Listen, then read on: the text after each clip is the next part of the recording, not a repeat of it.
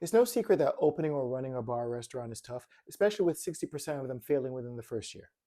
Well, I'm going to share with you my top 11 list of things you can do to keep the odds in your favor. Stay tuned.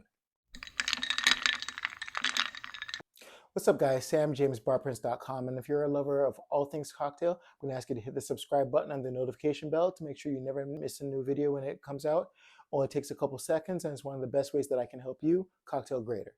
Now, like most things in life, opening and successfully operating a business like this is going to come down to your planning, your preparation, and your execution. Now, no matter what stage of the game you're in, whether it is pre-opening, planning, or you are actually up and running, if you're looking for somebody with over 20 years of experience to help you navigate these waters, you can go ahead and click the link in the description and book a free, no obligation discovery call with me, see how I can help you take your business to the next level.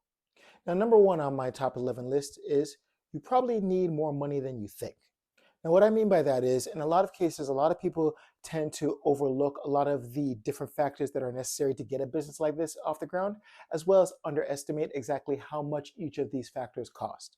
And in my experience, where I've seen costs run anywhere from over 15% what you actually budgeted for, it's important that you are practically and realistically taking things into consideration like, are you buying or leasing the place that you're going to be operating your business out of?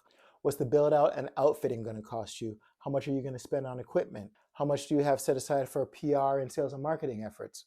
How much are you spending on inventory? How much are your utility deposits going to be? Do you have enough cash reserves in place so that you can keep the restaurant running before you can actually start to get a steady amount of clients coming through the door? Now, these are just a few things for you to take into consideration, depending on what your concept is going to be and what the end product is supposed to look like.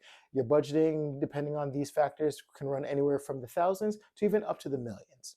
Now, as you start to think about how much money you're going to need and where you're going to find it, I have a free ebook as well as a video on finding money to help launch your business. I'll put links to both of those in the description below. You can check those out right after you're done watching this video. Number two, when planning to open your bar or your restaurant, it's important for you to realize that this is a long-term business and not the kind of business that you can get into to get rich quick.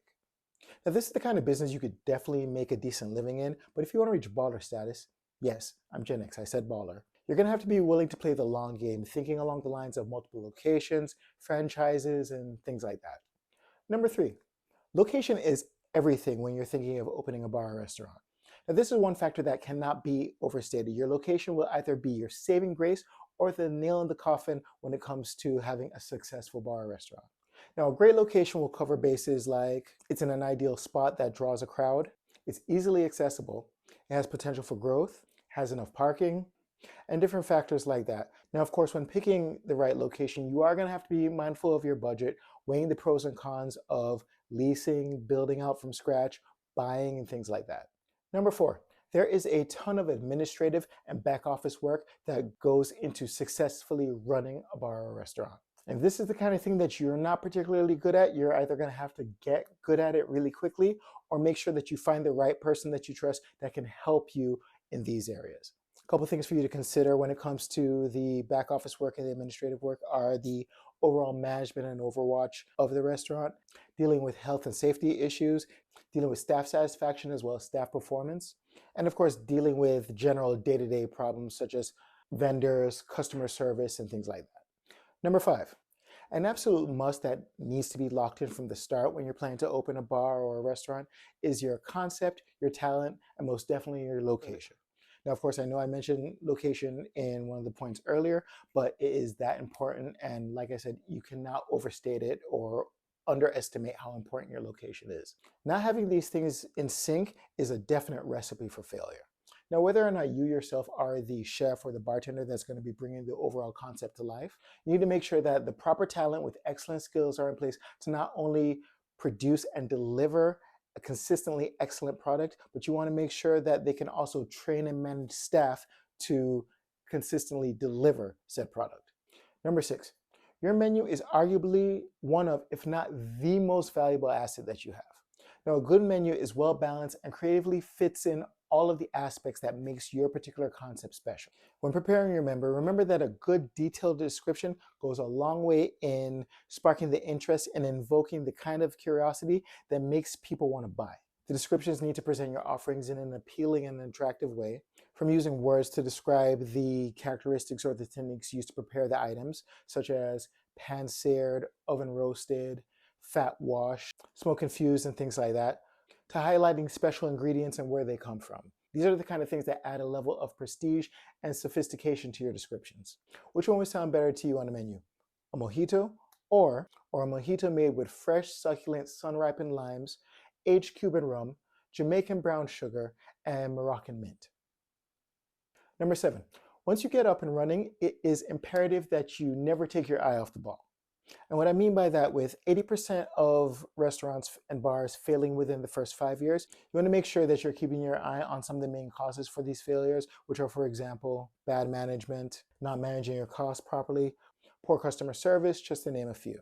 It's important that you have a solid plan in place that you stick to, frequently measuring and monitoring these different aspects of the business. If you don't and you let any one of these areas run away from you, it's a guaranteed way to topple all the hard work that you've put into actually building up your concept and getting up and running in the first place.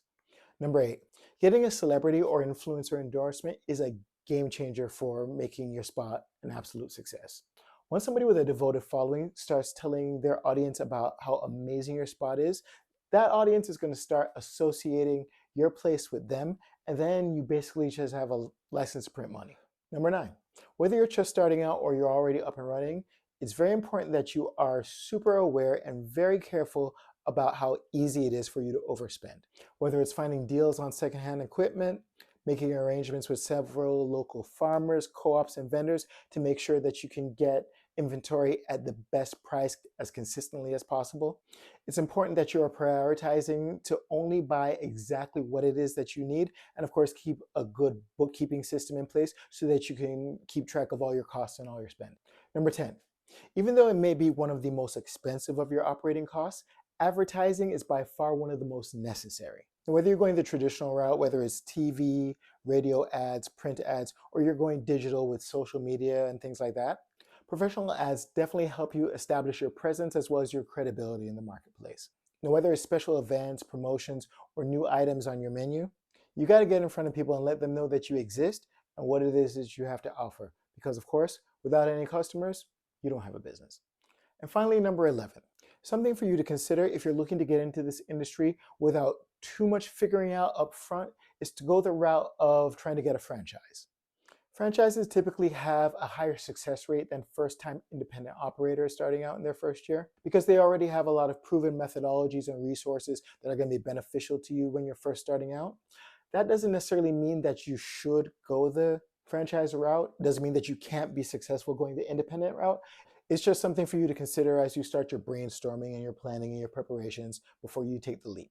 And there you have my top 10, 11 list. If you're looking for programs and services to help you cocktail greater, go ahead and head over to barprints.com and check out what I have over there. If you enjoyed this video, and I really hope you have, please give it a like and share it with your friends. It helps the channel out way more than you know. And finally, you can check out these videos right here for more recipes, techniques, and tips to help you cocktail greater. Thanks for joining me, and I'll see you in the next video. Cheers.